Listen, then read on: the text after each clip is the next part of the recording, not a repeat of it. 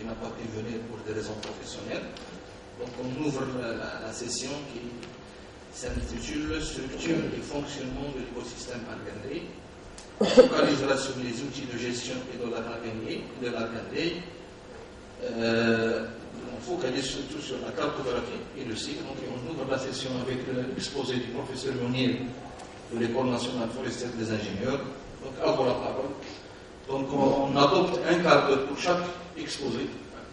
Donc je serai sévère sur le chrono. Allez, à vous la parole. Merci Monsieur le Président de la session, Monsieur le modérateur. Donc j'ai le plaisir de présenter devant vous aujourd'hui un travail qui a été réalisé dans le cadre des travaux de recherche de l'École nationale forestière d'ingénieurs et qui s'intitule bien entendu Analyse, basée télédétection pour la révision de la carte de répartition de l'écosystème à Argandé et l'étude diachronique de sa dynamique spatio-temporelle. Alors, le plan que nous allons adopter durant cet exposé, une petite introduction, présentation de la zone d'étude, bien que tout le monde la connaisse, avec les principales caractéristiques de la zone, méthodologie du travail que nous avons adopté, résultats et discussions, conclusions et quelques recommandations. Alors, en guise d'introduction, donc, comme vous le savez tous, l'Argandé s'étend d'après l'IFN sur une superficie, le dernier IFN de 1996, une superficie pratiquement de 870 000 hectares.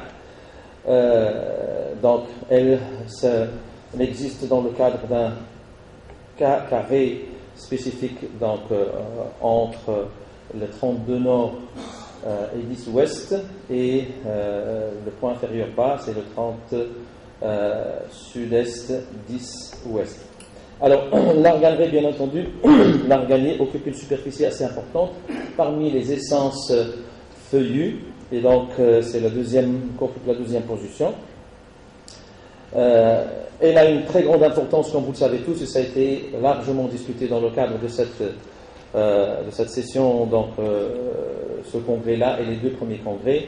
Donc une importance biologique assez marquée, une importance écologique, notamment en termes de protection des sols et de la lutte contre la désertification, la protection contre la désertification, une importance marquée sur le plan économique et un rôle très marqué sur le plan social. Donc, l'Argandé participe à peu près par 400 000 stères de bois, notamment de bois de chauffage, ce qui représente à peu près 13% sur le plan national, 500 unités de fourragères par hectare et par an, ce qui représente en quelque sorte un apport fourrager de l'ordre de 400 millions d'unités fourragères par an. La production de l'huile d'argan qui s'élève à peu près à 4000 tonnes par an, 70 000 à 80 000 tonnes de coque, c'est-à-dire de déchets des fruits, qui est aussi utilisé dans le cadre comme chauffage, comme matériau de chauffage, et le rôle indéniable qu'elle joue, notamment sur le plan de protection des sols contre l'érosion et la désertification. Alors, la problématique qui nous a interpellés ici à ce niveau-là, depuis le premier congrès, on constate que la plupart des gens utilisent une carte qui est celle de la carte de Pelletier. Et donc, on s'est dit, entre ces différents moments, donc depuis bien longtemps que la carte de Pelletier a été élaborée, des années 80, est-ce qu'il n'y a pas une évolution de cette Argandé? Et donc, on s'est penché sur la problématique suivante, c'est l'actualisation de la carte de l'Argandé. Donc la problématique qui nous a interpellés, c'est qu'il n'y avait pas une carte actualisée. Donc la seule carte qui existait, c'est la carte qui a été élaborée dans les années 80, celle de Pelletier, précisément en 1982. Alors les objectifs que nous sommes fixés dans le cadre de ce travail, premièrement, un objectif principal, c'est l'actualisation de la cartographie de l'Argandé. Les objectifs spécifiques, c'était élaborer des cartographies de l'Argandé à deux dates différentes pour étudier sa dynamique, élaborer les cartes du changement de l'Argandé, donc entre 1987 et 2014, et bien entendu étudier le changement de la forêt sur la période, donc de toute la forêt, donc y compris les autres espèces, sur toute la période 1987-2014. Alors, en guise de présentation de la zone d'étude, bien que tout le monde connaît donc la zone d'Argandé, mais une présentation grossière et sommaire. Donc, comme je l'ai dit, donc, la zone d'Arganré s'inscrit dans un rectangle allant du point nord-ouest, dont les coordonnées sont 32 nord et 10 ouest, et le point sud-est, dont les coordonnées sont 30 nord et 8 ouest. Sur le plan donc, de la situation administrative de l'Arganré, donc elle se situe actuellement, suivant le nouveau découpage régional, sur 3 régions principales, à savoir la région de Marrakech-Safi, la région de Souss-Massa et la région de Goulmim-Ouadnoun. Donc il y a un certain nombre de provinces sur lesquelles s'attend la forêt de l'Arganré, donc Safi, Essaouira, Chichawa, Agadir, Inzganek Mloul, Stouka Aitbaha, Taroudant et Tizmit et Goulmim. Sur le plan, bien entendu, situation forestière, elle relève de l'action de 3 drefs, la dref de Haut-Atlas, la dref de Sud-Ouest et la dref de Sud. Sur le plan climat, donc, elle a été signalée et citée par pas mal de représentants, donc d'exposants. Il y a sur la partie nord un climat méditerranéen de transition vers le désertique, caractérisé par un bioclimat semi-aride, dont les précipitations varient de 250 à 400 mm par an. Le maximum de température qu'on observe dans cette zone nord, entre 22 et 36, et le minimum un petit peu supérieur à 7 degrés. Dans la partie sud de cette Arganré, donc le climat est subdésertique, le bioclimat il est aride, avec une pluviométrie allant de 150 à 250 mm, avec un maximum de température de 33 vers 38 et un minimum de température de 3 à 7. Sur le plan du milieu physique, donc la topographie elle est variée, donc elle s'étend du niveau de la mer jusqu'à peu près 2000 mètres d'altitude. Sur le plan géologique, donc elle s'installe sur le secondaire et le tertiaire. Il y a différents types de sols sur lesquels s'installe cette Arganré. Sur le plan végétation, donc les étages bioclimatiques qui sont occupés par cette Arganré sont les étages inframéditerranéens et thermo-méditerranéens. Sur le plan végétation, donc on trouve les principales espèces, l'arganier, le thuya, le genévrier, le chêne vert, le pistachier, l'acacia et d'autres espèces secondaires. Le milieu humain, donc comme l'a été signalé hier, donc il y a à peu près entre 3,5 millions et 4 millions d'habitants, dont le pourcentage des ruraux est pratiquement de 60% et le pourcentage de la zone urbaine est 40%. Alors, pour réaliser cette cartographie à l'échelle de toute la zone d'Arganré, nous avons adopté la méthodologie suivante. Donc, on a basé notre analyse spatiale sur l'acquisition d'imagerie satellitaire. Donc, on a travaillé donc, sur 2 types d'images, les images Landsat gratuites, bien entendu, Landsat 5 de 1987, et bien entendu les images Landsat 8 de nouveaux satellites Landsat et LOI qui offrent des images de très bonne résolution, avec 30 mètres de résolution sur les bandes allant de 2 jusqu'à 7, puis avec une bande panchromatique de 15 mètres de résolution, et donc avec un procédé de fusion, donc on a fait une fusion des différentes bandes, ce qui nous a donné donc une image de très bonne résolution de l'ordre de 15 mètres donc, par pixel. Et puis on s'est basé aussi sur la collecte d'un certain nombre de cadres qui existent bien entendu et donc qui nous ont aidés dans la définition et l'actualisation de l'aire de répartition de l'Arganré. Donc ces images ont fait l'objet d'un certain nombre de traitements, à savoir l'assemblage des bandes. Donc on a procédé à l'assemblage de différentes bandes des images, un mosaïquage de l'ensemble des images qu'on a pu obtenir pour couvrir l'ensemble de la zone, et puis un certain nombre de corrections, à savoir des petites corrections géométriques et radiométriques. Et nous avons procédé à la classification, donc comme méthode pour déterminer donc l'aire de répartition. Alors, nous avons choisi la classification orientée objet. Et donc, nous n'avons pas appliqué les méthodes classiques de classification, qui sont largement fournies par une panoplie de logiciels. La classification orientée objet, c'est une classification qui a le mérite d'être relativement beaucoup plus précise parce qu'elle se base sur un certain nombre de critères qui donne bien entendu une classification relativement fine par rapport aux méthodes classiques. Alors, une segmentation, donc la classification orientée objet, se base essentiellement sur une première phase qui est la segmentation des images, puis la classification des objets qui ont été obtenus lors de la première phase en se basant sur le standard Nearest Neighbor, donc la méthode standard des plus proches voisins, mais qui est fournie dans un logiciel en se basant beaucoup plus sur les probabilités d'appartenance que sur la classification dure. Parce que comme vous le savez, là, dans les méthodes des plus proches voisins, il y a deux façons de faire. Soit utiliser un classificateur dur, on appelle hard classifier, et donc qui soit il classe, donc si l'objet, ou bien si le pixel plutôt, donc la classification dure c'est pour le pixel, si le pixel appartient à la classe, donc il a le code ou la probabilité 1, s'il n'appartient pas à la classe, donc il a la probabilité 0, et donc c'est une classification binaire, soit que le pixel appartient ou n'appartient pas à la classe. Par contre, dans les classificateurs soft classifier, donc ça s'étend depuis 0 jusqu'à 1 avec une probabilité calculée d'appartenance de l'objet à telle ou telle classe. Donc c'est beaucoup plus souple.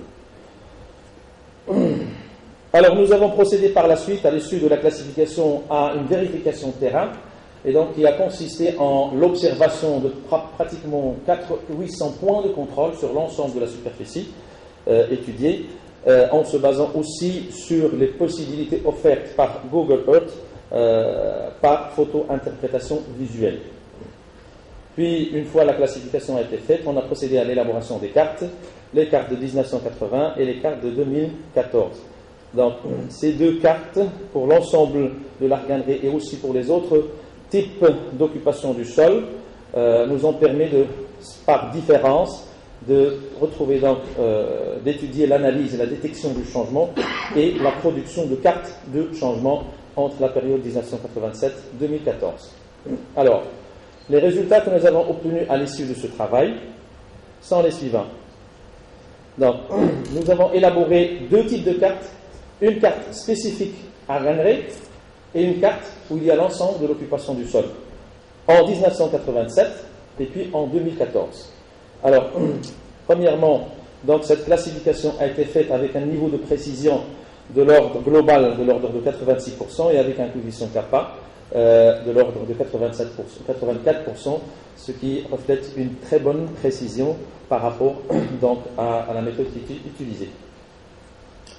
Donc, en ce qui concerne la carte d'occupation de l'Arganré, purement et simplement, donc on a pu déterminer la superficie occupée par l'Arganré en 1987 et qui était de l'ordre de 1 50 000 hectares avec un pourcentage de couverture sur l'ensemble de la zone des 3 régions de 16%. Pour les autres espèces, donc l'ensemble de la carte d'occupation, donc il y a le thuya avec à peu près 130 000 hectares, le genévrier 21 000 hectares, les autres espèces dans lesquelles on avait introduit, regroupé l'ensemble des autres espèces, y compris les vergers d'oliviers et d'autres, donc les terres agricoles, l'eau, les bâtiments, c'est-à-dire le bâti. En ce qui concerne bien entendu la classification de 2014, la même chose, on a obtenu une précision globale de l'ordre de 84%, avec un coefficient kappa de l'ordre de 81%, ce qui s'avère vraiment très très très satisfaisant. Donc en 2014, la superficie occupée par l'arganier est de l'ordre de 990 000, donc 1 million, donc il y a eu une petite régression. Pour les autres espèces, donc le thuya 115 000 hectares, là avec une régression, le genévrier, les autres espèces, terres agricoles, ainsi de suite. Et donc, une fois ces cartes ont été obtenues, on a procédé à l'analyse des changements et on a produit aussi deux types de cartes, une carte de changement pour l'arganier pur et une carte de changement pour l'ensemble des autres espèces. Et donc, le tableau suivant vous donne un petit peu donc l'ensemble de la dynamique de la végétation sur la période 1987-2014 et on constate une régression de l'ordre de 51 000 hectares pour l'arganerie, on a gagné entre 1987 et 2014 avec un taux de régression de l'ordre de 4% et une perte annuelle de l'ordre de 2000 hectares. Le tuya aussi a régressé, donc avec un taux de régression de l'ordre de 10%. Le genévrier rouge, très faible régression. Cette régression a été faite observée au profit d'une augmentation de superficie d'autres occupations, à savoir les autres espèces, les terrains agricoles, bien entendu, l'eau, qui a vu sa superficie augmenter suite aux dernières précipitations, parce que la comparaison était faite par rapport à l'image 2014, et on sait pertinemment qu'en 2014, il y avait une très grande pluviométrie qui a donné donc des espaces et des étendues d'eau assez importants. Donc voilà les principaux résultats donc, que nous avons obtenus dans ce travail-là. Et donc, l'interprétation de ces changements, on constate précisément donc, une régression très importante des principales espèces, de ces principales espèces, à savoir l'arganier, le tuya et le genévrier. Donc, cette régression s'explique en quelque sorte par une conversion de l'espace en d'autres occupations, à savoir les terres agricoles, les bâtis, donc les zones urbaines, l'occupation par d'autres espèces, notamment suite à la plantation de mandiers et d'oliviers et d'autres espèces, et bien entendu, certaines zones ont été complètement défrichées pour donner des sols nus. La progression a concerné principalement... Il faut passer à la conclusion. J'y suis. Donc, la progression, principalement donc l'eau, et comme je l'avais expliqué, donc, c'était dû spécifiquement à l'importance des précipitations de l'année 2014 et la construction de certains barrages.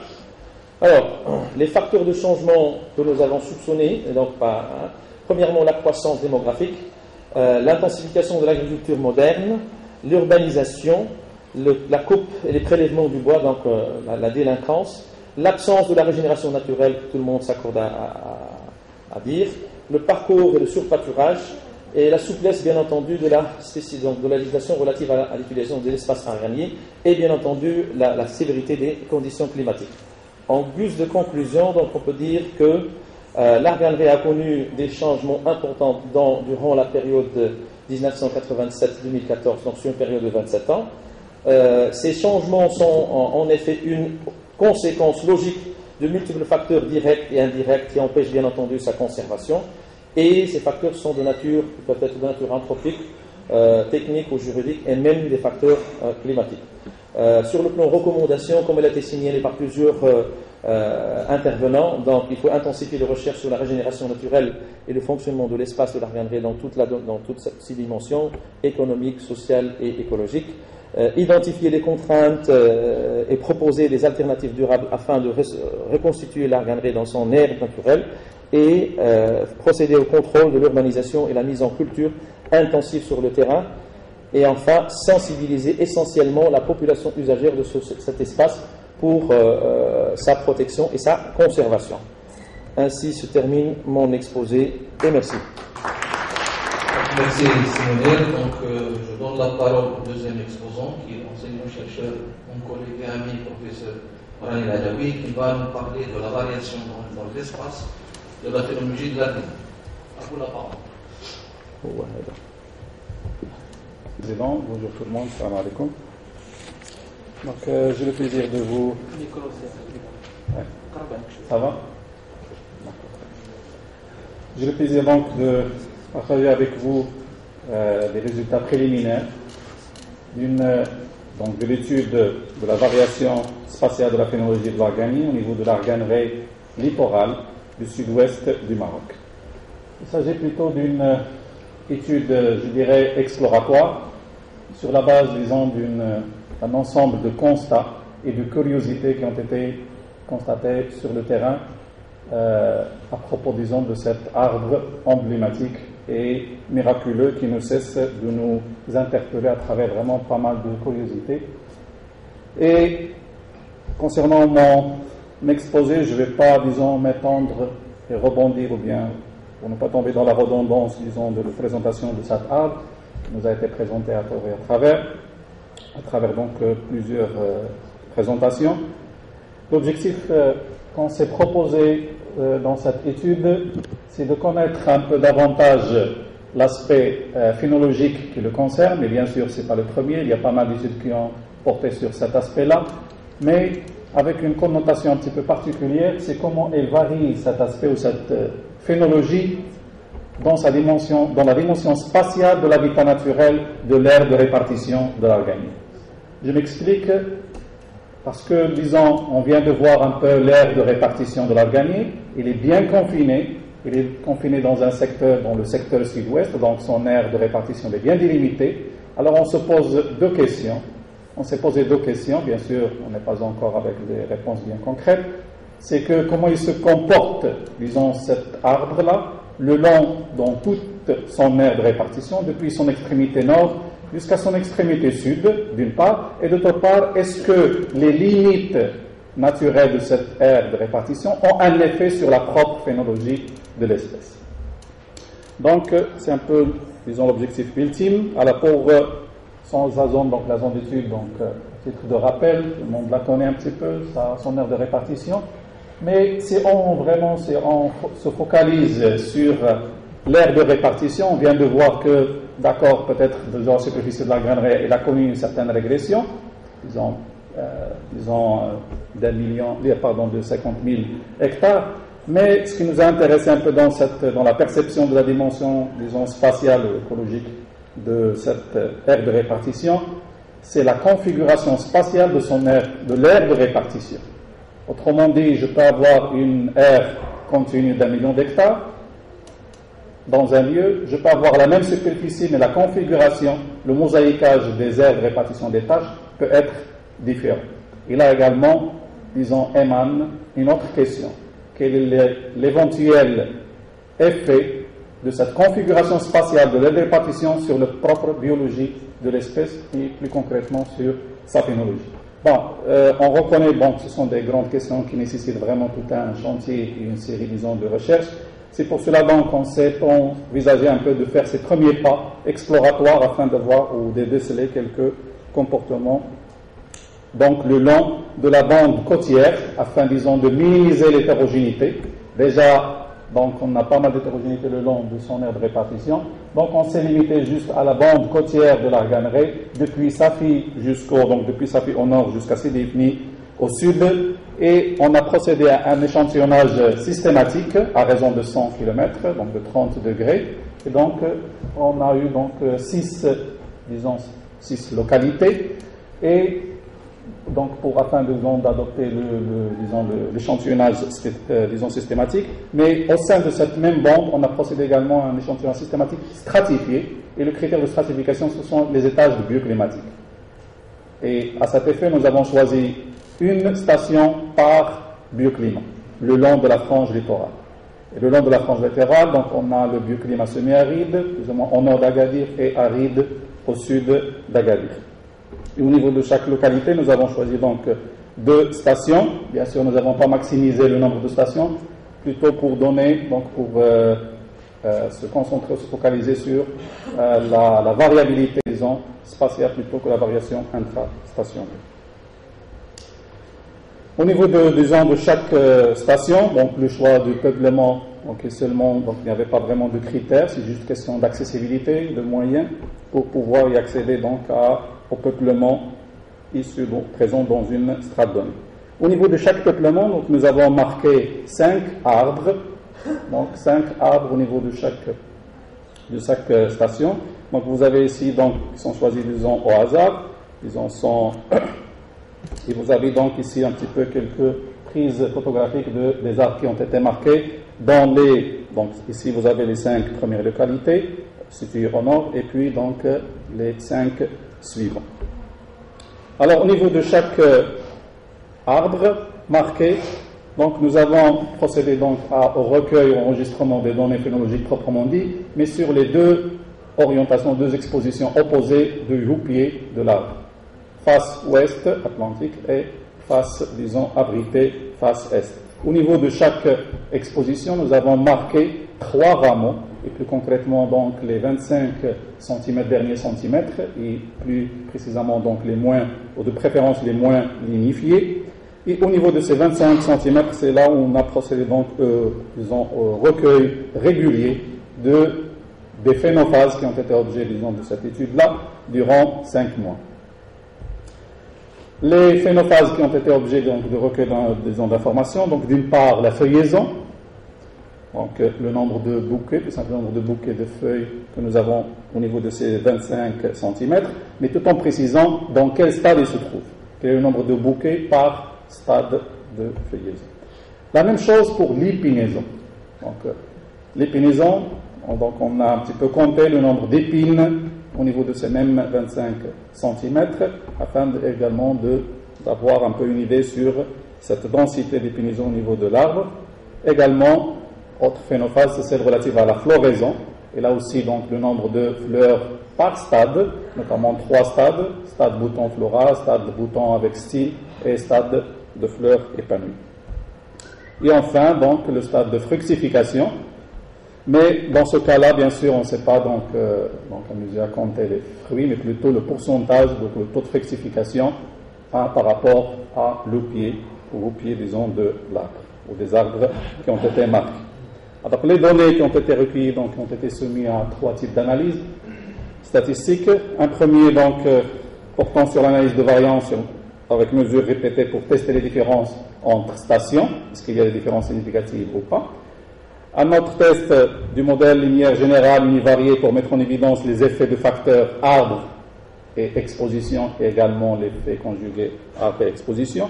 Et enfin, une analyse de correspondance, disons, multivariable, et plus concrètement l'analyse canonique, c'est pour mettre en évidence quels sont les possibles facteurs externes, pas phénologiques, externes, qui peuvent expliquer cette variation que nous avons pu donc avoir au niveau de ces données. Alors, les résultats, dans un premier temps, donc les résultats graphiques, vous avez devant vous, donc les résultats de données relatives à la feuillaison. Alors, dans un premier temps, apparemment, donc, il n'y a pas vraiment de différence significative en termes, disons, de production, en termes, disons, de nombre de feuilles par arbre le long de tout le gradient, sauf une légère différence, ou bien une légère, disons, différence au niveau des stations les plus océaniques, qui sont les plus proches, disons, au rivage, qui sont marqués par ces petits triangles rouges.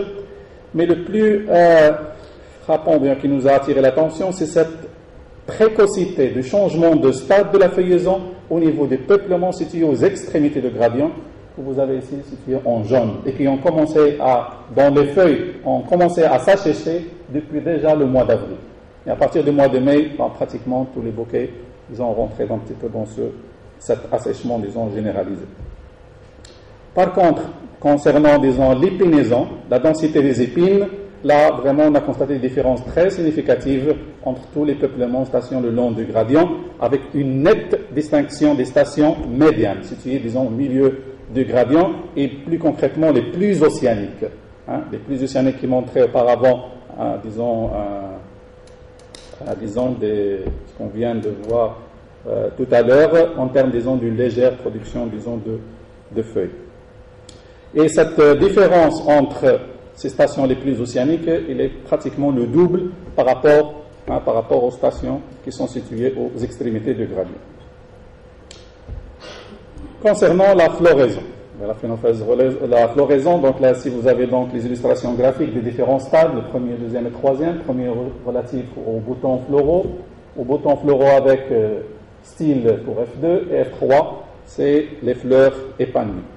Là, encore une fois, on a constaté qu'il y a encore une fois une précocité des stades phénologiques de la floraison au niveau des stations situées aux extrémités du gradient, pas seulement en termes de précocité, mais également en termes de dynamique, en termes de changement, de passage d'un stade à l'autre. Toujours les stations qui sont situées aux extrémités, ils montrent une précocité, une dynamique un peu accélérée dans le temps en termes de production, en comparaison bien sûr avec celles qui sont situées dans la partie médiane du gradient.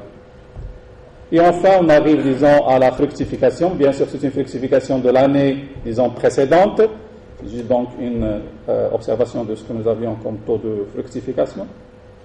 Alors, celle-ci, donc, distinction de celle située aux extrémités. Encore une fois, on relève un peu pour les stations qui sont situées aux extrémités. Vous avez également donc le nom des différentes stations, depuis Safi au nord, Ouled Selman, Machachat, Lunara, Sidi Ahmed, Tafdna, Nsouan, Tamri, Rokain, Massa et l'Arba Sahel au sud. Alors, pratiquement, donc, il y avait une production importante au niveau donc, des stations qui sont situées aux extrémités de gradient, mais avec une particularité, ou bien une exception au niveau de la station de Tamri, qui était donc dépourvue pratiquement donc, de fruits, même si là, vraiment, même si on a noté qu'il y avait une production, disons, de fleurs, et à laquelle donc on explique, disons, ou probablement peut être expliqué, disons, par l'intensité et la fréquence des vents qui font donc, éliminer donc les fleurs des arbres de cette station. Alors, peut-être avant de voir, donc, concernant un petit peu l'effet d'arbre, donc on a vu qu'il est vraiment, donc suite aux analyses, disons, de variance, on a constaté que l'arbre, ou bien l'effet arbre, il est bien marqué pour toutes les phénophages, que ce soit feuillaison, épinaison, floraison, ou bien fructification. Par contre, l'effet exposition, est-ouest au niveau du haut-pied, n'a pas vraiment, disons, d'effet significatif sur les phénophases étudiées. Par contre, l'analyse canonique de correspondance nous a permis d'identifier certaines variables qui peuvent avoir une certaine contribution à l'explication de cette variabilité, et notamment trois. D'une part, la densité du peuplement, d'autre part, le diamètre, qui est bien plus ou moins corrélé avec l'âge, et troisième, c'est le grand thème, moins petit thème, c'est-à-dire l'amplitude thermique. Et là, un petit peu les curiosités, c'est peut-être, bon, pour l'amplitude thermique, il est plus ou moins corrélé avec les stades F1 et F3, c'est-à-dire l'apparition donc des fleurs, des boutons floraux et leur épanouissement, mais sans effet sur le F2, qui est, disons, l'apparition des styles. Puis, une corrélation également du diamètre, mais avec la phénophase relative à la fructification.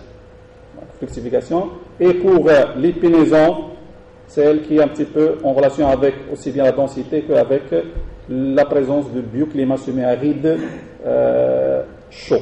Semi-aride chaud. Par contre, la feuillaison, on n'a pas vraiment identifié vraiment de variables, vraiment avec une corrélation significative qui peut nous expliquer les différences, ou bien plutôt, disons, cette précocité dans le changement de stade.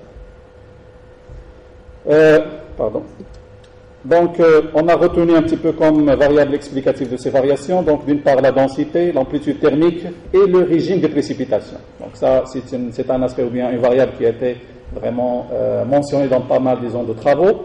Et on a essayé un petit peu de voir un peu au niveau des différentes stations, bien sûr pas avec les données, disons, officielles climatiques, mais avec des données disponibles sur le web, pour voir un peu est-ce qu'il y a vraiment des différences en termes de régime de précipitation, surtout suite à l'identification de ces nuances en termes, disons, d'amplitude thermique. Et ce que nous avons constaté, on s'est permis un petit peu de parler d'un stress hivernal, parce que nous avons constaté ici au niveau de la région, les premières pluies sont surtout, donc ils s'opèrent au niveau de l'automne, ils sont suivis par une saison, disons, d'hiver, et cette saison d'hiver, nous avons constaté que les stations situées aux extrémités sont un peu plus arrosées que les stations situées, disons, au milieu, disons, du grade. Et ça, c'est une hypothèse, bien sûr, comme je disais tout à l'heure. Peut-être donc ce stress qui s'opère au niveau de l'hiver, qui fait peut-être, disons, que ces stations situées aux extrémités, donc, s'expriment de la sorte. Enfin, disons, pour conclure, bien, quoique, disons, comme j'ai dit au début, c'est une étude exploratoire, nous a permis un petit peu de corroborer un peu la variabilité intraspécifique, suite à l'effet arbre, mais également interstationnelle, dans le comportement phénologique de cette espèce, et que, disons, pas mal d'études ont préconisé cette variabilité génétique préconisée par plusieurs études, doit être discernée de celle du comportement physiologique de l'arbre, dans l'explication de cette variabilité spatiale des différentes phénophases au niveau de l'organerie littorale. C'est ainsi donc qu'on recommande, disons, donc pas mal, disons, d'études plus poussées en matière, disons, de biologie, écologie reproductive de cette espèce. Et à cet effet, donc, on recommande certaines thématiques ou certains aspects, disons, à approfondir, notamment la relation entre la phénologie de l'arganier et le stress hydrique qu'il tolère ou qu'il gère, la variation spatiale du succès reproducteur de l'arganier. D'ailleurs, c'est l'une des questions un petit peu clés qui nous a un petit peu incité à faire ce travail-là, parce que, bien que ça a été déjà dit, tout un peu l'activité, un des rôles importants, il tourne autour de fruits. Mais bien sûr, cette fructification ne peut avoir lieu, disons, dans de bonnes conditions que en fonction de la performance, disons, de l'arbre en termes de floraison. Et bien sûr, la floraison aussi, c'est un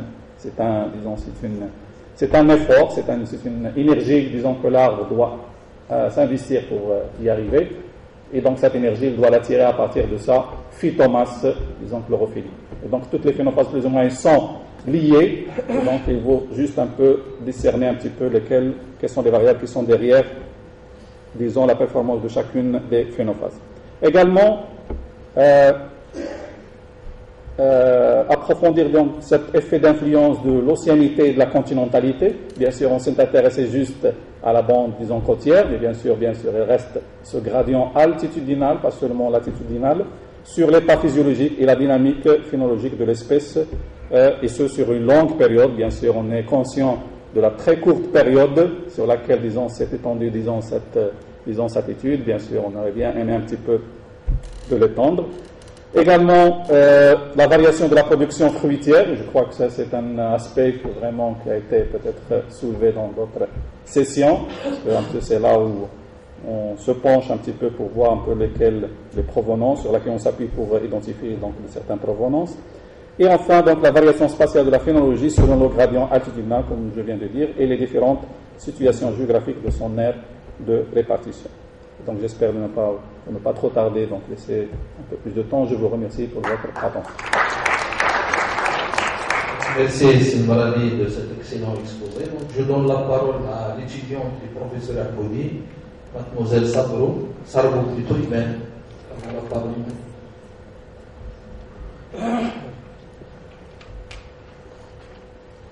Présente notre travail intitulé Cartographie du couvert arboré de l'arc des communes de la province de Chtuka et Tbaha à partir de données spatiales à très haute résolution, Iconos et Google Earth. D'abord, l'aire de répartition de l'arc gagné, vous savez tous, c'est une espèce endémique du sud-ouest marocain d'une superficie de 828 000 hectares. Donc, cette surface varie d'un auteur à l'autre. Du coup, on a trouvé que c'est pas pareil dans toutes les publications, d'où l'intérêt d'une cartographie de l'argannerie, du couvert arboré de l'argannerie au niveau de son aire de répartition. D'où l'idée de ce travail. Et surtout que l'argannerie présente une valeur socio-économique très importante pour la population locale. En effet, les objectifs de notre travail consistent d'abord une étude bioclimatique de l'anti-Atlas occidental à partir des données spatiales et puis une extrapolation sur les autres zones. Et ensuite, on va faire une cartographie et le calcul de la densité du couvert arboré de l'arc gagné à partir des images à très haute résolution, Iconos et Google Earth. D'abord, notre zone d'étude, c'est la région de Chtuka, la province de Chtuka et Tbaha. Nous avons commencé notre étude par 3 communes et après nous allons faire, comme perspective du travail, nous allons faire les autres communes et couvrir toute l'aire de répartition de l'argannerie au niveau du Maroc. D'abord, pour l'étude bioclimatique, nous avons procédé à la méthodologie suivante. Nous avons utilisé des images PRMM de produit 3B43, des images mensuelles de précipitation. Et pour les températures, nous avons utilisé des images Modus. D'abord, on a fait le géoréférencement, puis on a extrait notre zone d'étude. Ensuite, une exportation des résultats format ASCII pour faire des interpolations afin de faire une carte bioclimatique. Et enfin, extraction des données de précipitation en température annuelle par commune pour pouvoir évaluer les températures et les précipitations dans toute la zone, surtout que les données des stations font défaut. En effet, avant d'étudier les précipitations, nous avons procédé, puisque nous avons les données de 2003 à 2012 de 17 stations réparties au niveau du Maroc, nous avons procédé à une évaluation des données PRMM par une étude statistique. D'abord, on a étudié la corrélation et on a trouvé que la corrélation est bonne pour les 17 stations. Voilà le tableau des résultats. Ensuite, nous allons procéder à un test de l'étude de la significativité des différences, un test de students. Et puis nous avons remarqué que les différences à un pourcentage avec un pourcentage un pourcentage de 1%. Du coup, on a trouvé que 15 stations ne représentent pas des différences significatives entre TRML et les données issues des stations. Par contre, 2 stations uniquement représentent des différences significatives. Donc, on peut utiliser les données de précipitation de TRML sans problème. On n'a pas pu faire la même chose pour les températures, les images MODIS, parce qu'ils ne sont pas disponibles. Donc, le résultat de notre étude a montré, sur une période de 2003 à 2014, par utilisation des données TRML, a montré que les précipitations, que le régime saisonnier des précipitations est de type HAPE, méditerranéen, et que les précipitations les plus élevées sont rencontrées au mois de février de 41 mm par mois, alors que les précipitations les moins élevées, c'est au mois de juillet, c'est le mois le plus sec, avec 2 mm par mois. En ce qui concerne les résultats des températures, nous avons trouvé que la région, les températures minimales sont de 12,41, moyennes minimales sont de 12,41 rencontrées en janvier, et les températures maximales sont en juillet avec une moyenne de 31,15. Ensuite, on a passé à la cartographie. Après avoir eu une idée sur l'aspect climatologique par télédétection sur la région, nous avons passé à la cartographie de la densité de l'Afghanie. Nous avons utilisé 2 images. Une image ICONOS, une composition colorée de l'image ICONOS, des canaux 432 de 1 mètre de résolution, et une image, un extrait de Google Earth d'1 mètre de résolution aussi. Les 2 images sont de très haute résolution spatiale. La méthodologie, c'est qu'on a fait une segmentation après la caractérisation, puis une classification orientée objet qui a déjà été citée. Les résultats de cette classification sont les suivantes. D'abord, là, c'est avant le traitement, c'est l'image Google Earth avant le traitement, et puis là, c'est l'image Google Earth après le traitement. Nous obtenons une image binaire, arganier, non arganier. Tout ce qui est en noir, c'est de l'arganier, tout ce qui est blanc, c'est un sol nu, ou bien un sol autre que l'arganier, qui contient des espèces autres que l'arganier. Donc après, nous avons utilisé l'image ICONOS et les extraits Google Earth pour faire une comparaison. Parce que les extraits ICONOS ne sont pas, c'est des images à très haute résolution et qui sont payantes et qui ne sont pas disponibles. Donc, pour avoir une alternative, nous pouvons utiliser des images Google Earth. Pour cela, il fallait les vérifier par utilisation de cette image ICONOS. Et donc, on a procédé à un maillage de 1 hectare. Nous avons fait des carreaux de 1 hectare, 100 mètres fois 100 mètres. Puis, on a fait la comparaison entre le nombre d'arbres entre les 2 images. Puis, on a trouvé les résultats suivants.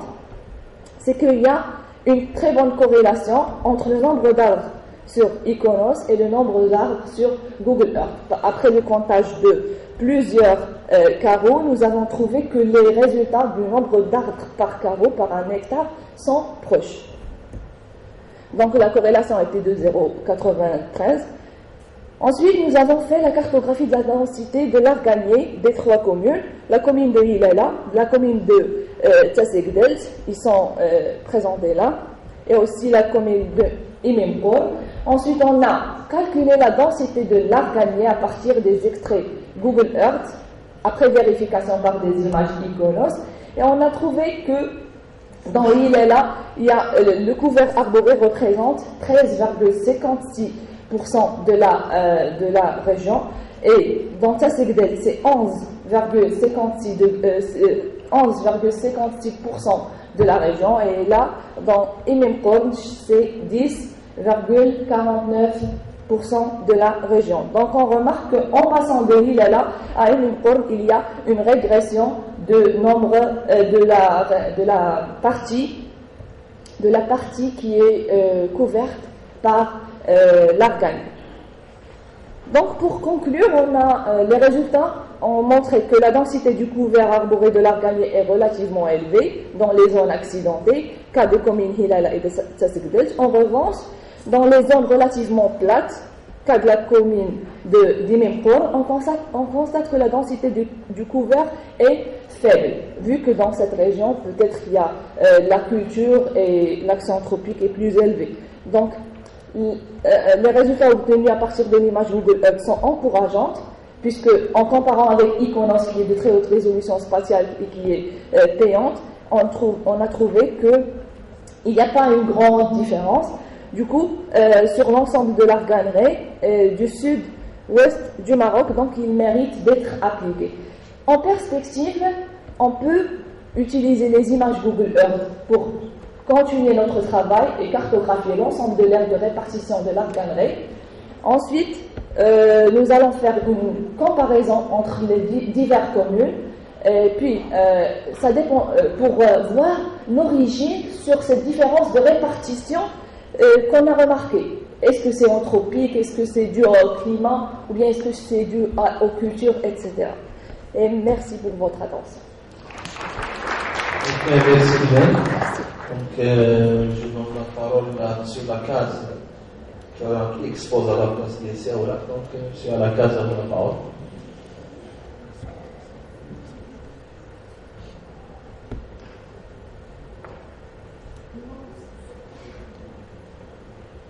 Je vais vous présenter quelques résultats préliminaires obtenus dans le cadre d'une coopération entre l'Université Paris 7 et le département de géographie de l'Université d'Agadir.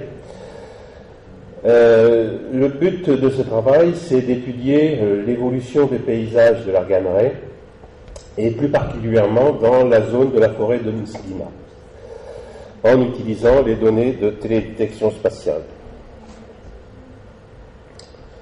Donc la problématique générale, elle a déjà été exposée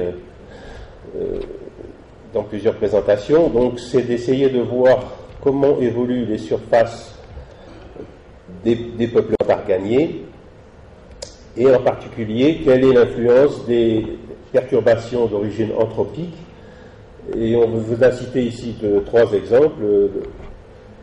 La perturbation due aux incendies, la perturbation due au surpâturage, et puis, puisqu'on se situe à proximité immédiate du Grand Agadir, l'extension de l'urbanisation. Donc, on va essayer d'illustrer ces trois types de perturbations. Alors, voici ici la délimitation de la zone de la forêt de Msligina. Alors, vous voyez que c'est à proximité immédiate d'Agadir et qu'on a. C'est assez emblématique de la problématique générale de l'arganeraie, puisqu'il y a à la fois de l'arganeraie de montagne et de l'arganeraie de plaine. Et donc les problèmes de perturbation vont affecter l'ensemble de cette zone. Alors, pour ce qui est des surfaces en forêt, vous voyez ici les surfaces forestières par commune. Donc la surface de forêt par rapport à la surface totale de la commune, et pour chaque commune, la proportion de sa forêt par rapport à la superficie totale de la forêt. Donc vous voyez que la superficie totale de la forêt est à peu près de 54 000 hectares. Donc premier thème, celui de la cartographie des surfaces incendiées. Bon, là on va prendre l'exemple d'un assez grand incendie d'août 2013. Ici, une image Landsat en composition colorée, déjà par analyse visuelle, vous voyez tout de suite l'emprise de l'incendie, qui est la zone la plus sombre qui se trouve sur cet extrait d'image. Alors, si on veut quantifier la superficie incendiée, on peut adopter des approches très simples, c'est-à-dire utiliser par exemple des néocanaux qui sont la somme des canaux et l'indice de végétation. Et à partir de l'histogramme bivarié entre ces deux canaux, on peut identifier assez facilement les zones incendiées, qui sont à la fois des réponses faibles dans le canal somme de canaux, puisque c'est des zones sombres, et des images évidemment, des zones à faible valeur de NDVI. Donc en identifiant cette zone sur le scattergramme, on a une possibilité de cartographie immédiate interactive Et voilà le résultat qu'on obtient très rapidement avec une quantification, là c'est de l'ordre de 1000 hectares de surface brûlée. Alors, donc, vous voyez que ici, donc, on peut faire l'identification de ces surfaces à la fois visuellement, aussi par cartographie rapide, ou bien la généraliser en faisant un soignage donc, sur ces canaux issus de l'image Landsat. Donc, voilà le premier résultat rapidement obtenu. Alors, deux images des zones après incendie pour souligner qu'en fait, ce qui est intéressant aussi, c'est de suivre la reprise de la végétation après incendie, puisqu'il peut y avoir des endroits où les arbres sont complètement brûlés et ne vont pas repartir, et il va y avoir des endroits où il y aura une certaine reprise de la végétation. Donc là, on peut faire un suivi de la zone incendiée. C'est une étude qui reste à faire et qui est intéressante parce qu'en général, les surfaces incendiées ne sont pas donc brûlées uniformément. Donc voilà pour le premier thème. Et maintenant, le deuxième thème, c'est celui de l'évaluation du pourcentage de recouvrement de la végétation. Donc ici, je parle de pourcentage de recouvrement plutôt que de densité d'arbres, parce qu'on ne va pas forcément identifier chaque couronne d'arbres par détection, mais on va essayer d'évaluer le pourcentage de recouvrement. Et quand on parle de ce pourcentage, c'est essentiellement le pourcentage de recouvrement de la végétation verte, puisque c'est ça qu'on va pouvoir identifier par détection. Alors on peut aborder ce thème à plusieurs échelles, à l'échelle du globe, c'est fait, il y a des données maintenant sur plus de 30 ans, évidemment avec des résolutions grossières de l'ordre de 5 km et puis plus récemment de 1 km, mais avec quand même une répétitivité très grande, donc une image tous les 8 jours. On peut le faire à l'échelle régionale avec les images Landsat dont on a abondamment parlé déjà, et puis à l'échelle locale avec les données à haute résolution dont vous avez eu un exemple dans le précédent exposé. Donc si on essaye de le faire sur du Landsat, on peut utiliser, donc ici c'est une image récente, donc de août 2015. Là on a pris comme illustration une zone que vous voyez en plus sombre au milieu de l'image et qui correspond à une zone justement qui est mise en défense depuis presque 30 ans et qui a été étudiée déjà auparavant par les biologistes de l'université département de biologie d'Agadir, et ils avaient fait une étude qui d'ailleurs a été publiée dans les actes du premier congrès, dans lequel ils montraient que la diversité spécifique et le recouvrement des arbres étaient différents entre la zone mise en défense et les zones autour. Donc là, c'est donc pour illustrer ce qu'on peut voir avec une résolution de 30 mètres. On peut essayer de quantifier le recouvrement. Alors là, ce sont des approches en général qui sont des approches d'ajustement des indices de type indice de végétation. Alors là, j'ai pris le NDVI, on peut prendre d'autres indices. Alors, le principe, c'est de comparer l'indice de végétation d'un pixel avec des valeurs de référence qui sont celles du NDVI maximum, donc pour une zone complètement couvrante, et du NDVI du sol nu. Alors, sur le NDVI maximum, si on travaille avec des données en réflectance, c'est de l'ordre de 0,9 pour les végétations complètement couvrantes. Pour le sol nu, c'est beaucoup plus variable. Donc en fait, il faudrait ajuster localement ces valeurs pour avoir une précision suffisante. Ici, je vous ai mis un exemple avec les valeurs qui sont prises pour les études à l'échelle globale. On considère que le sol, c'est en général entre 0,1 et 0,2, donc on a pris 0,15. Donc vous voyez déjà que, bon, on identifie effectivement la zone ici en défense avec des valeurs plus fortes. Vous voyez qu'à l'intérieur de cette zone en défense, il y a quand même aussi des variations. Maintenant, pour aller plus loin, il faudrait effectivement ajuster ces valeurs d'indice de sol nu pour arriver vraiment à une quantification précise. Alors ça, c'était l'approche Landsat, mais vous avez vu donc on peut utiliser aussi, c'était l'exposé précédent, donc les données de Google Earth. Donc là, c'est la même zone vue avec les images Google Earth. Et là, donc j'ai pris un petit extrait qui se trouve donc à cheval entre la zone en défense et la zone à l'extérieur. Et j'ai fait un traitement, alors là c'est plus simple que dans l'exposé précédent, puisque on peut faire de la classification orientée objet, mais là j'ai fait simplement une classification non dirigée classique et on identifie assez facilement une classe qui est la classe arbre et qui est ici figurée en rouge. Donc là, vous avez une possibilité de cartographie rapide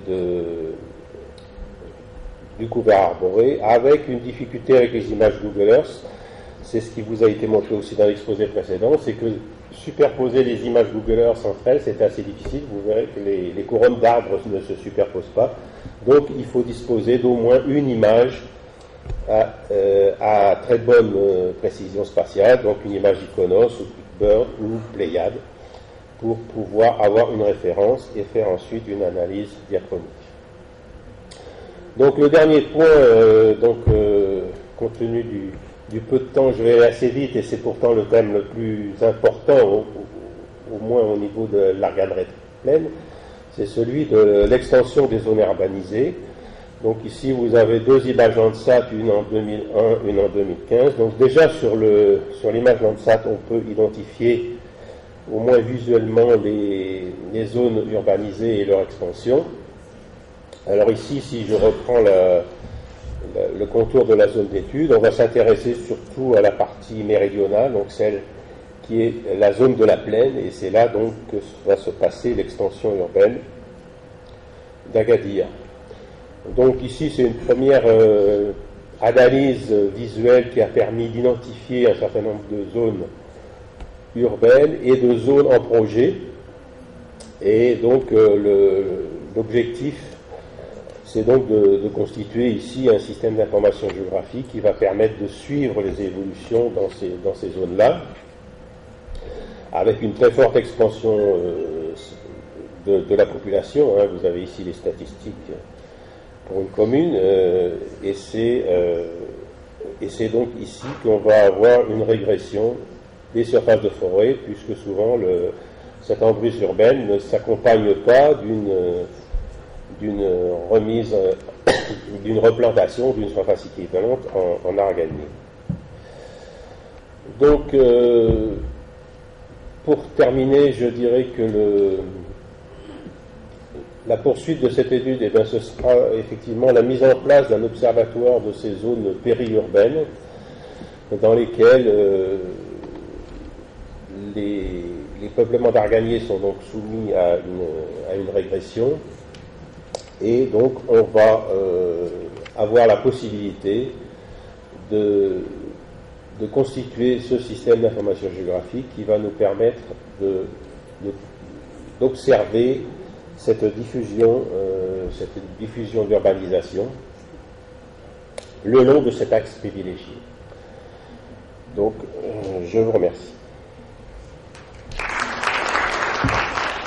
Donc, merci, M. Alaka. Je pense que Fouzi Khalid, le dernier normalement programmé, c'est un exposé de M. Khalid qui n'est pas là. Donc je pense que les exposés terminés, on ouvre maintenant une liste pour les intervenants s'il y a des questions à poser. Donc vous êtes monsieur? En fait, il y a des chiffres qui m'ont interpellé.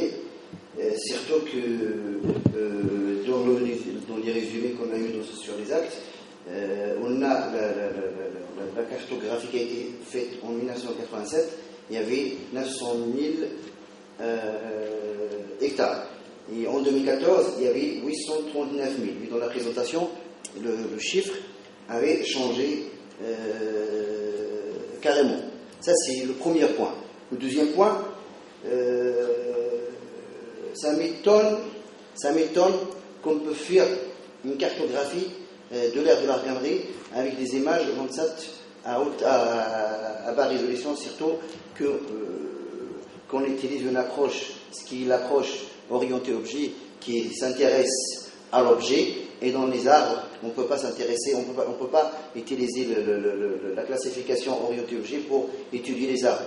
Plutôt, on peut travailler avec des images à haute résolution pour qu'on puisse définir les objets qui sont les arbres. C'est pour ça que ça m'interpelle vraiment de faire une étude, de voir qu'il y a une étude qui a été faite sur la totalité de l'ère de l'arganerie. Surtout, il n'y a pas une homogénéité. Les arbres ne sont pas pareils sur toute la zone, la forme des arbres sont pareilles. Et le satellite, on sait très bien que le satellite Landsat, il ne peut pas détecter les arbres, il détecte les surfaces. Moi j'avais fait deux travaux là-dessus. J'ai fait un travail sur la commune de Tmsia dans le cadre de ma thèse. Et la commune de Tmsia, on sait très bien que c'est petit, et on a un très très très grand problème de cartographie. La superficie de la dans la commune, avec des images à basse résolution et avec des images à haute résolution. Quand on parle de l'ère de l'argenterie, pour moi, ça me paraît très très très très très difficile et impossible. On peut opter à faire un travail avec du commune par commune, ça peut, en utilisant les images globales et les images du colosse citoyen qui sont disponibles, mais les images Landsat, soit la Landsat 8 ou Landsat 5 ou 6, pour moi, c'est pas faisable. Merci. La rigueur scientifique avec laquelle les gens menaient leur recherche, je dirais, maintenant nous avons une carte, et je voudrais adresser ma question à professeur Mounir. D'abord, bravo pour ce travail. Et ensuite, vous avez relevé entre 87 et 2014 une régression de 4,91% de l'arganier. Et ma question, maintenant que vous avez toutes les données, est-il possible de partager les dates entre 1987 et 2000 et ensuite entre 2000 et 2014? Je vous dis ça pourquoi? Parce que nous avons des données de la part du Haut Commissariat aux eaux et forêts qui montrent que les surfaces reboisées entre 2000 et 2010 ont été multipliées par 10. Et peut-être, c'est une hypothèse, peut-être qu'entre 87 et 2000, les surfaces ont été régressé de 10% et que ça a été rattrapé par l'autre période peut-être. Et c'est pour ça qu'on arrive à un global de 85%. Pour moi, c'est très important de savoir qu'en est-il entre ces deux périodes-là. Merci beaucoup. Bon, ma question s'adresse à mon collègue M. Mounir concernant sa carte. Je le remercie pour l'effort déployé pour faire cette carte, refaire cette carte de supplétif depuis 1982. Ma question, c'est d'ordre technique. Parce que M. Mounir a travaillé avec deux études diachroniques, on compare une image prise en 1985 et une image de 2014, mais on aimerait bien connaître la date de prise de vue de ces images. Parce que si les deux images ne sont pas prises dans la même date, même saison, peut-être qu'on va avoir des aberrations au niveau de la classification. Surtout que la zone d'étude se situe dans un climat aride submergé. Donc, si l'année est pluvieuse, on va assister à un développement des thérophytes d'une manière extraordinaire qui fausse complètement les classifications, etc. Donc, on va avoir un développement des thérophytes dans le mouvement de végétation, alors que ce n'était pas l'arganier, mais juste des thérophytes qui se développent. Donc, cette date de prise la date de prise de vue, c'est très important dans ce genre d'études. Et j'aimerais bien que mon collègue aussi peut donner les dates de prise de vue de ces deux images. Et merci beaucoup. Mehmet Hassan, consultant indépendant, j'étais gestionnaire forestier, dans les eaux de forêt, pendant la période 96 à, disons, 2010, dans l'ère de l'organisme. Je tiens également à féliciter les intervenants. Et il y a beaucoup de chiffres qui sont très importants et qui sont en même temps, qui nous interpellent en même temps. Ce sont des chiffres qui cachent des réalités. Donc, pour l'exposé de M. Mounir, qui était bien sûr excellent, je poserai la question suivante. Passons d'une superficie en 87 de 1 50 000 à presque 1 million dans l'arganier, est-ce que M. Mounir ne s'est pas intéressé au problème de densification? Parce que le problème des écosystèmes, ce n'est pas seulement un problème de l'air, parce qu'on sait dans cette terre-là, il y a des terrains qui relèvent du domaine forestier, mais il y a d'autres qui sont dans les terrains collectifs. Et vous savez tous que, donc c'est sur ces terrains collectifs, il y avait une agriculture. Donc c'est passé. Donc l'agriculture, il y avait des défrichements du côté de l'agriculture. Donc j'aimerais savoir, parce que pour nous forestiers, on déclarait 820 000, quelque chose comme ça. Ce qui est très intéressant, c'est déjà au niveau de ce domaine forestier, est-ce qu'ils se sont intéressés à ça, parce qu'à l'époque, nous, effectivement, c'était des chiffres. Déjà, au niveau de Mskina, au niveau des documents, on a 32 000. Et maintenant, sur des documentations qui est faite par un paramétrage qui est fait, nous avons 50 000. Donc il y a des chiffres, un problème de chiffres. Le deuxième intervenant, que je viens de découvrir, parce que moi je suis lauréat de l'UNIFI, je suis la 14e bronze, donc ça fait plaisir que je fais votre connaissance en tant que prof. Est-ce que vous avez tenu compte de l'effet climat dans votre étude? Parce que tout simplement, l'argané, c'est la même chose qu'au niveau des espèces, par exemple l'olivier. Une fois que vous avez eu des précipitations, ça change beaucoup. Et l'effet également de l'océan, de l'influence océanique, c'est normal que vous avez la partie ouest et la partie est. Est-ce que vous êtes intéressé aux données sur des précipitations pour pouvoir donc avoir des conclusions? Et merci. La question qui a été posée.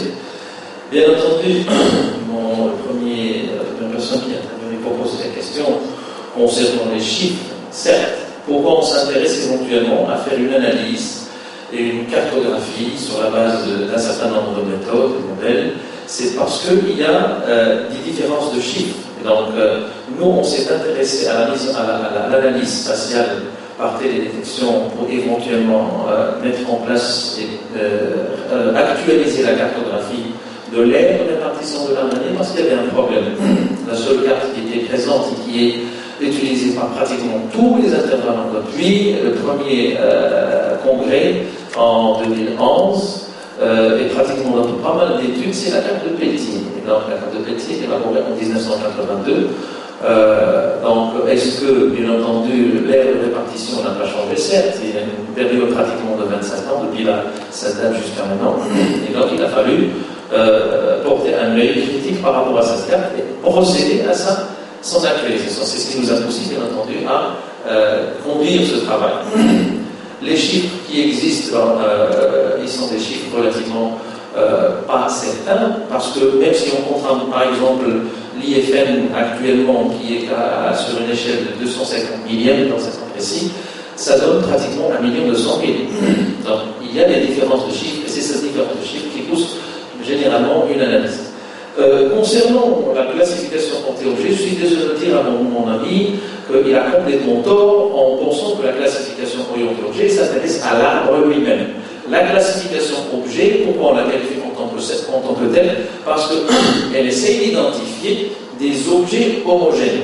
Sur le plan superficie, ça peut aller jusqu'à l'arbre lui-même, mais sur le plan superficie, donc on identifie un certain nombre d'objets parce que c'est calculé, basé sur des procédés mathématiques spécifiques en termes de classification, notamment en analyse par des fonctions fractales spécifiques, qui peuvent donner des éventuelles différences, soit grandes ou petites, à l'intérieur de l'objet lui-même.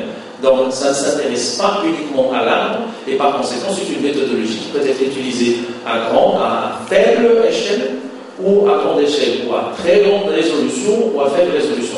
Et donc l'objectif de cette méthode qui a été créée par des spécialistes en analyse spectrale et en analyse d'image, c'est spécifiquement pour contrecarrer éventuellement, disons, corriger certaines impossibilités d'action dans certaines autres méthodes de classification. Et donc, parmi les méthodes de classification les plus précises, et la dernière génération, c'est la classification par objet. Donc voilà, concernant la question de Mme Charouf, certes, on dispose actuellement de l'ensemble des données, donc on peut faire une analyse multidate et une dynamique spécifique intra-période pour pouvoir déterminer est-ce qu'il y a eu un changement. Donc je suis prêt à collaborer avec elle, avec Mme Charouf, sans aucun problème pour pouvoir éventuellement faire l'analyse entre 1987 et 2000, et puis 2000 et 2014 pour pouvoir éventuellement se rendre compte d'une manière assez précise de l'évolution entre périodes. Quant à la question de Cyril Clouty, tout simplement, donc certes, je vous donne parfaitement raison, donc on ne peut pas prendre des images de différentes dates. Donc on a essentiellement choisi les images du mois d'août.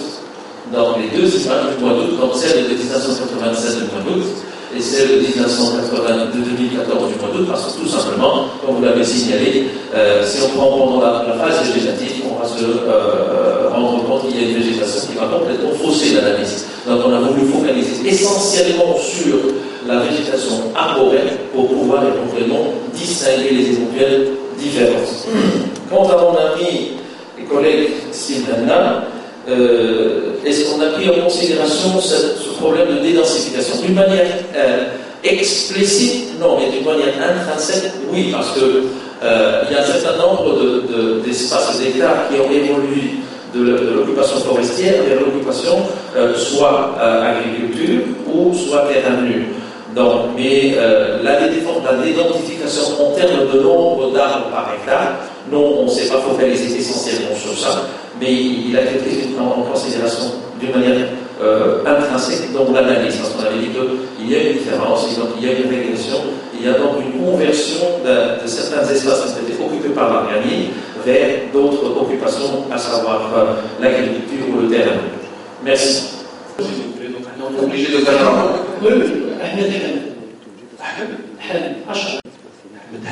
Vous êtes de la faculté des sciences, d'octobre. De quelle faculté des sciences Agadir? Alors, donc, la question est la suivante. Donc, jusqu'à quel point la localisation de l'arganerie contribue-t-il à l'amélioration de la consommation de produits d'argent et en même temps à la protection de l'environnement? Certes, lorsqu'on conduit une étude, une analyse en cartographie, c'est pour principalement identifier l'aire de répartition d'une espèce, afin de pouvoir voir éventuellement quels sont les services rendus par cette espèce, et éventuellement pouvoir mener des études assez spécifiques en termes d'aménagement et de gestion, pour pouvoir satisfaire les services, les biens et services, à savoir la consommation de l'huile d'argent, utiliser cette espèce aussi en tant que plante fourragère, parce qu'on sait pertinemment qu'il y a un pâturage aérien qui est largement, disons, utilisé par les caprins. Donc, c'est sûr, donc la localisation, l'identification de l'aire de répartition et spécifiquement la caractérisation en termes d'importance d'occupation spatiale va contribuer sans nul doute à l'amélioration de la gestion et par conséquent à la production des biens et services rendus par cet espace. Merci. Maintenant, à propos donc du fait est-ce qu'on a pris en considération, et on s'est intéressé aux données climatiques, ou bien l'effet de ces données climatiques sur cette variation spatiale. Bien sûr, on a pris en considération l'effet des changements, disons des précipitations, bien des ambiances climatiques le long de ce gradient-là, notamment donc, les précipitations de différentes stations, bien des données météorologiques disponibles, la température, la moyenne mensuelle, la moyenne annuelle, la moyenne des maxima, la moyenne des minima et l'amplitude thermique. Mais on a essayé un petit peu donc, de percer les observation au niveau donc, de la variation de ces paramètres le long de tout le gradient. Bien sûr, l'effet, ce n'est pas seulement de ces variables climatiques, il y a également l'hétérogénéité sur le plan sol, sur le plan densité, etc. C'est pour cela que nous avons fait toute cette analyse donc canonique pour qu'il puisse un peu identifier la part de la contribution de chaque variable. Mais ce que nous avons identifié comme particularité, c'est cette précipitation, c'est la période, disons, des précipitations automnales. Dans toutes les stations, elles étaient donc qui s'opèrent pendant l'automne. Mais, afin, disons, de contribuer à l'explication de cette différence entre les deux clémencités aux extrémités avec cette extension médiane, ce que nous avons pu, disons, déceler, c'est cette différence en termes, disons, de précipitation tardive, pardon, pas tardive, mais effectivement, qui sont tardives au niveau des extrémités, alors que pour les stations qui sont situées, disons, dans la portion médiane, ils sont fraîches et secs. C'est à ce niveau-là qu'on s'est arrêté, donc, pour pouvoir apporter quelques éléments d'explication pour cet aspect. Bien sûr, donc, ça c'est, mis à part peut-être un peu les organisateurs, ils ont eu cette difficulté de localiser un peu cet aspect-là, est-ce que c'est de la cartographie ou pas, Mais c'est vraiment intéressant un peu cette dimension spatiale, c'est une manière un peu d'apercevoir un peu ces aspects-là, mais à une autre échelle, pas à une échelle toujours d'individu. Bien sûr, c'est l'individu qui est dans les clés, mais comment il est réparti, comment cette répartition peut avoir, disons, un effet sur sa propre biologie. Merci. Hassan Halima, géographie. Vous travaillez où L'université Églosol. Je fais donc un ancien de l'université. C'est mon livre, c'est juste une question pour vous. Vous avez dégagé que après période de 27 ans, qu'il y a une perte annuelle de 2000 hectares. Par rapport à d'autres couverts végétaux, est-ce que vous estimez que c'est une perte importante? Merci. C'est la connue. Vous êtes un doctorant de l'Université de Nosoro, faculté des sciences, je crois, l'intérêt de la cartographie qu'on fait actuellement. Donc, si on fait des cartes, on ne fait pas des cartes pour des cartes. Donc, si on fait des cartes, c'est pour un objectif. D'ailleurs, quand on a fait des cartes de densité des arbres par commune, notre objectif, ce n'était pas pour faire des cartes de densité, ça certes, pour connaître la densité, mais aussi pour aller un peu plus loin. Donc, si on connaît la densité d'arbres par hectare par commune, donc on peut superposer ça au rendement des arbres, de chaque arbre, si on avait donné sur le rendement des arbres. On va comparer ça avec des années pluvieuses ou sèches, etc., pour étudier le rendement. Et ça va aider les utilisateurs potentiels, comme les coopératives, des trucs comme ça, qui vont s'installer dans les communes pour avant d'installer une coopérative. Il faut qu'ils savent d'abord est-ce qu'il y a une productivité ou il n'y a pas de productivité, etc. Donc, la carte, ça va jouer un rôle très important pour le domaine. Donc, si je peux éclaircir cette chose. Merci beaucoup. Ce que j'ai retenu, ce qui me fait peur, donc il y a deux interventions qui soulignent une régression de l'organisme. Oustad Mounir et le professeur Lacaze et de l'organisme. Quand je regarde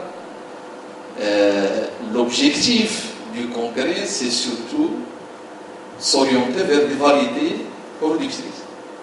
J'ai l'impression, ma question et mon souci, j'ai l'impression qu'on s'intéresse aux produits de l'organerie et on néglige un petit peu la conservation de l'écosystème.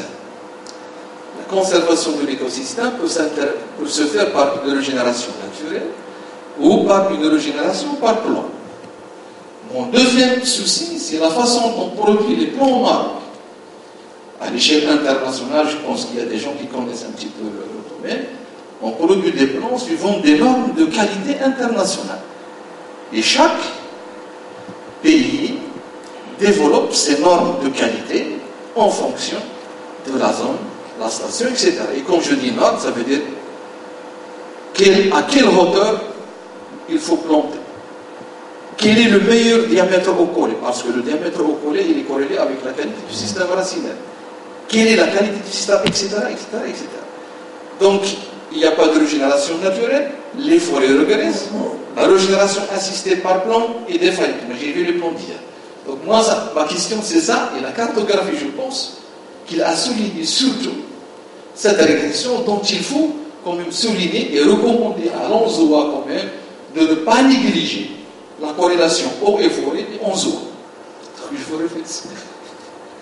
Au niveau de l'Ardennes. Mais il faut savoir que dans l'Ardennes, on est dans une forêt espacée. Les arbres, si loin, un à l'autre, à peu près de. Il y en a qui sont à 1 kilomètre, 500 mètres. On n'est pas dans une forêt qui est dense, où la cartographie, où l'espace est homogène. Ça, c'est dans un premier point. Dans un deuxième point, dans la forêt d'Ardennes, par exemple, de la partie occidentale vers le Grand Atlas, il y a des espèces qui ont les mêmes signatures spectrales que l'Ardennes. Par exemple, l'olivier, il a le même signature, l'olivier Glycia, il a le même signature spectrale que l'Ardennes. Et au sud, vers Golnim, on a l'acacia. L'acacia aussi, il a les mêmes caractéristiques et le même signature spectrale que l'Ardennes. Et ça, ça influence la cartographie. Merci. Je remercie donc toute la présence pour votre intérêt à ce sujet qui est encore d'actualité, sachant que la cartographie, donc, par télédétection et les systèmes d'information géographique, c'est tout un domaine qui est encore nouveau et très évolutif. Je profite donc de cette occasion, donc, de cette assemblée, donc, de donner mon point de vue. C'est plutôt j'ai une intervention donc, de réflexion plutôt qu'une question directe donc, pour l'un des collègues. Depuis 2004, donc, j'ai opéré dans ce domaine, donc, de cartographie des ressources naturelles, et j'avais eu l'occasion de travailler avec nos collègues, donc, que ce soit des eaux et forêts, de l'agriculture ou d'autres départements de l'État. Dans ce domaine, j'ai quelques indications à soulever. Peut-être il y a quelques-unes, ou bien plusieurs qui ont été déjà dites, et il y a quelques-unes qui ne sont pas encore dites. Pour moi, une cartographie, donc par télédétection, sans faire une matrice de confusion pour mieux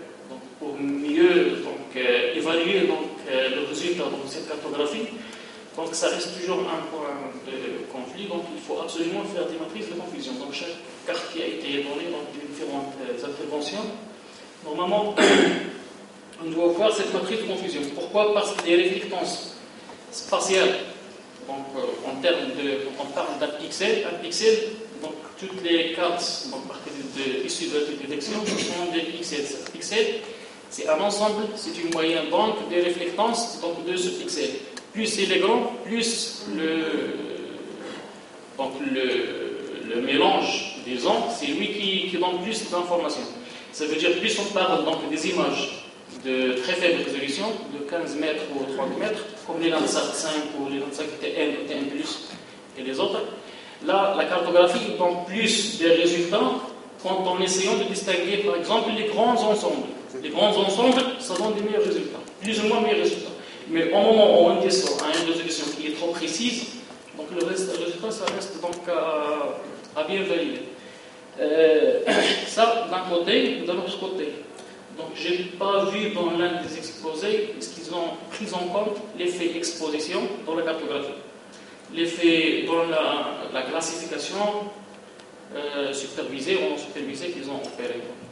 L'effet d'exposition, il est très important. Il faut absolument le prendre en compte parce que là, ça peut biaiser tout le résultat dans cette cartographie. L'effet exposition et l'effet ombre. Il y a des corrections pour l'ombrage. Donc, il y a des versions où il y a l'ombre. Ça, il faut absolument le prendre en considération. En plus de ce qui a été déjà dit pour la date de prise de vue, cette date de prise de vue, il est essentiel pour savoir le thème qu'on va cartographier. Donc, si tu prends une date en été, c'est plutôt on cherche des arbres qui restent encore feuillus, donc que les feuilles persistent encore. Par contre, pour travailler sur le stratèle passé, il faut absolument opérer pour des dates de mars, avril ou mai. Donc ça, d'un côté. Il y a aussi question d'échelle. Donc, parce que la télédétection donne encore des résultats qui sont acceptables quand on parle de grandes échelles.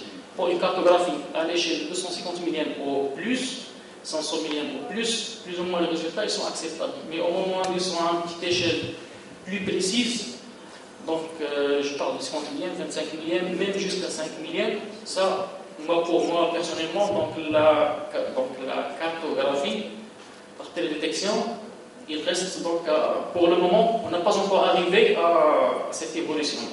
Donc, et dans ce cas, le meilleur méthode qui reste donc, comme alternative, c'est la méthode classique de photo-interprétation visuelle. Donc, plus l'objet est plus précis, l'interprétation visuelle donc, il donne des meilleurs résultats, sachant qu'il doit être bien sûr mené avec plusieurs travaux de terrain. Qui ont parlé donc, de la télédétection.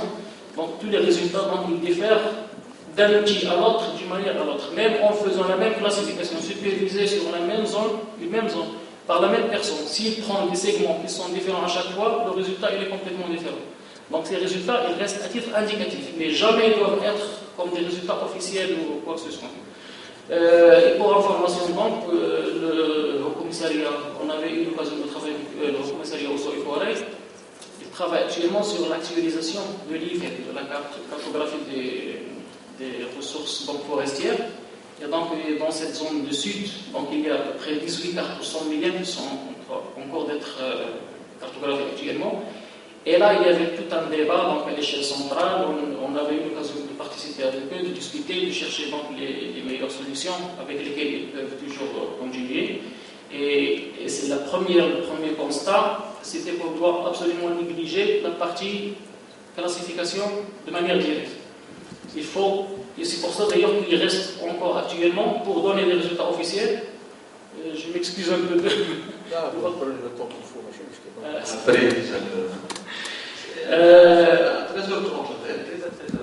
D'actualiser donc ces cartes donc, de l'inventaire forestier national qui reste comme source officielle donc, des statistiques qui existent à l'échelle du Maroc. Et elle travaille, pour votre information, elle travaille sur la photo-interprétation visuelle des images de très haute résolution. Ça, c'est le résultat le plus fiable. Donc, à part ça, donc, je vous remercie donc, de ce débat qui était bien enrichi et merci. Mais beaucoup plus, je pense que c'est déjà une base. Donc, à titre de recommandation, moi je vois que les travaux qui ont été faits sont très importants, surtout pour l'avenir de l'Arganré. Donc, moi, je considère que aussi bien le travail qui est fait par Simonil ou là piloté par M. Lagoudi peuvent constituer un élément pour l'ANZOA et le Haut Commissariat pour assurer un suivi. Simonil nous a parlé de 800 points. Quand un professeur vous dit un des 800 points validés, après la occasion, on va regarder. Alors, moi, à mon avis, en tant que forestier. Donc, moi, ce qui m'intéresse, parce que la question que vous avez posée est également très importante sur l'aspect génétique. Les 800 points, ils ont été faits sur une base d'échantillonnage, en tant que professeur de statistique. Les 800 points vont être les éléments d'un observatoire de l'aire de l'Arganré. Donc, aussi bien sur la diversité, sur tout ce que vous voulez. Sur la flore, parce qu'on n'a pas parlé de flore, l'écosystème. Donc, la flore. Tout à l'heure, ce matin, il y avait quelqu'un qui a parlé des papillons, mais où est le reste? Parce que la flore est un élément de l'écosystème. Il peut favoriser la régénération, ceci et cela, on le sait, y compris l'homme. Alors, le travail de la doctorante, votre demoiselle, par exemple, c'est un élément qui peut être à l'amont de la planification communale pour intégrer la dimension environnementale, par exemple, la planification. Nous, on l'a fait avec la GTZ, avec le BC, c'est que comment intégrer la dimension de l'environnement dans la planification. Et du coup, nous avons ces plans de développement communaux. Et on l'a fait, nous, au niveau des communes pilotes. Moi, j'étais à l'Atelier, on l'a fait à l'Arnaud. Donc, il y avait tous les intervenants. Donc, pour être positif, donc ça c'est une recommandation pour les organisateurs pour avoir des axes de recherche. Et on va dans le détail. Parce que quand on prend la forêt de Timsia, elle est presque homogène. La meilleure Arganré, elle a dit. Donc il y a une différence entre la ferme mais quand vous allez dans la montagne, il y a le mélange entre les arganiers, il y a l'oliastre, quand vous voyez femme scrote. Donc, mais on doit être, à mon avis, positif, sans aller dans le détail de la télédétection, mais pour approfondir, et puis pour la recherche-développement. Nous, en tant que gestionnaires, ce qui est important, c'est le développement. Et ce n'est pas seulement le feuillage, l'arbre pleureux. Quel est l'effet de la station? Il n'y a rien. C'est des évidences. En tant que gestionnaire, je ne suis pas un chercheur. Et merci. Vous pouvez faire une excellente équipe. Et vous coordonnez les réflexions, les points forts et les points faibles de chacun. Et je pense que vous aurez l'occasion de développer un outil qui vous rend des services à la foresterie marocaine. Et en particulier la forêt de la Guinée. À l'université de Blossos. Alors, c'est vrai que je ne suis pas spécialiste de toutes ces questions, à part le volet anthropologique, mais je voulais quand même signaler que depuis hier, je crois qu'il y a un problème de chiffres aussi. On a entendu plusieurs chiffres, on ne sait pas exactement quel est le chiffre exact, ni au niveau de l'Arganerie, ni au niveau de la population qui vit de l'Arganerie. Donc on a entendu plusieurs chiffres. Je crois que la première recommandation, il faut quand même avoir des chiffres. Non, des chiffres exactement. La source. À la fois la source, mais aussi le chiffre exact. Alors, combien la population qui vit de l'Arganais? Est-ce que c'est 1,5 million? Est-ce que c'est 2 millions? Je crois hier, monsieur le ministre, il a parlé de presque 3 millions. Alors, on n'est pas dans une autre planète, on est quand même. Chez nous, on peut avoir un chiffre exact. Deuxième chose, tout le monde parle de la régression, c'est pour ça que je me demande qu'est-ce qu'on a fait en fait. S'il y a toujours des congrès de la régression, ben on va vers quel objectif en fin de compte? C'est très important. On a besoin des chiffres aussi de ce qu'on a fait. Qu'est-ce qu'a fait l'État marocain? Combien de kilomètres? Combien de hectares? Qu'est-ce qui a réussi ou non? Parce qu'on peut planter un argané aujourd'hui, mais est-ce qu'il a réussi ou non? On peut le compter, comme quoi c'est un argané planté, mais après, est-ce qu'il est resté? Est-ce qu'il est vivant? Est-ce qu'il donne des fruits? Ou si le lendemain, ça y est, il n'est plus là. Troisième, c'est une question pour mes collègues qui font la cartographie. Alors, quand vous faites la cartographie, est-ce que vous intégrez les zones qui rentrent dans la zone urbaine, mais qui gardent encore l'argané? Par exemple, je pense à l'annexe de l'université de Mozambique. Je sais que les architectes, ils ont bien veillé à ne pas toucher l'arbre de l'arganier. Donc, il est à l'intérieur, vous savez, c'est la zone urbaine. Alors, est-ce qu'il rentre dans ces chiffres qu'on cherche, ou ce qu'on compte, c'est justement l'arganier qui donne des fruits, qui est exploitable, etc. Merci. Est-ce qu'il est alarmant par rapport à d'autres espèces? Certes, ce chiffre-là n'est pas très alarmant par rapport à d'autres régions. Okay, donc, il y a d'autres collègues qui sont assez spécialisés dans l'étude d'autres essences, notamment la cédraie ou le chêne-liège dans le nord du Maroc. Ces chiffres ne sont pas très alarmants, dus spécifiquement au statut particulier de l'arganerie et de l'arganier lui-même, parce qu'il est largement protégé par la population en tant que source de revenus, et même certaines actions que les yeux de forêt ont voulu conduire, notamment sur le plan rajeunissement, le rajeunissement de l'hectare coupe pour pouvoir rajeunir les peuplements d'arganiers afin de leur donner une plus grande longévité.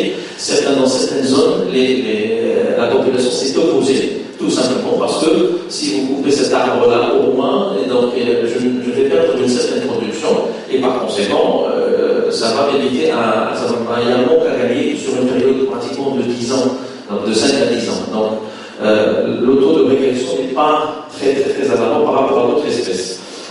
Concernant la signature spectrale, j'allais dire à mon ami qu'il n'y a pas que la signature spectrale qui est prise en considération dans l'analyse orientée objet. Il y a aussi la texture et la structure qui sont aussi prises en considération. Lorsqu'il y a une texture régulière, elle est écartée automatiquement de l'objet parce qu'on a, nous, en tant que, personne qui conduit dans la segmentation, vous avez le choix et la possibilité de préciser les paramètres.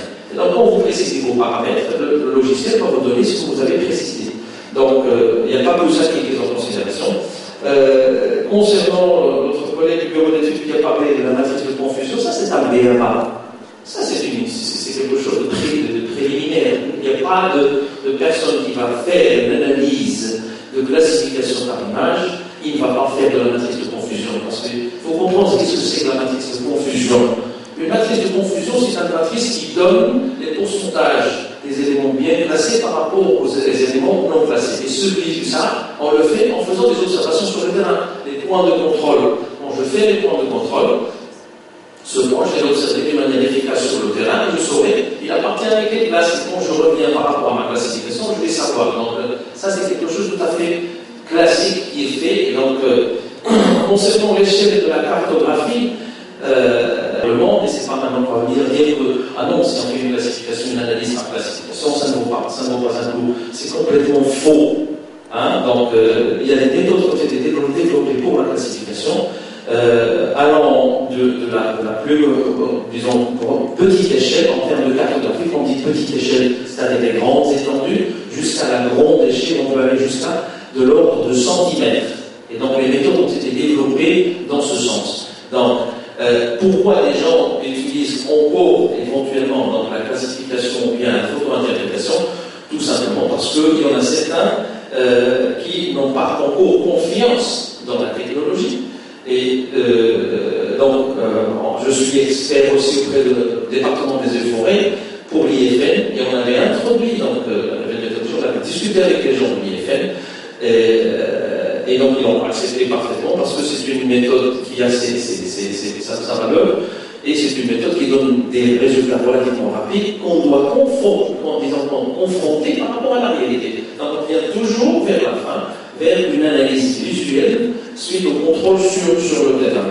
Pour dire ça vaut la peine et ça ne vaut pas la peine. C'est les chercheurs qui ont travaillé sur l'analyse des images, sur l'analyse du signal lui-même, sur l'analyse spectrale qui peuvent dire éventuellement est-ce que ça a une valeur ou ça n'a pas de valeur, avec des tests et des analyses assez précises, notamment sur le plan statistique et sur le plan physique. Concernant, bien entendu, les chiffres, la dernière question concernant notre ami qui a posé la question, certes, et pourquoi on a conduit une analyse, une étude, c'est pour voir éventuellement des types relativement beaucoup plus précis.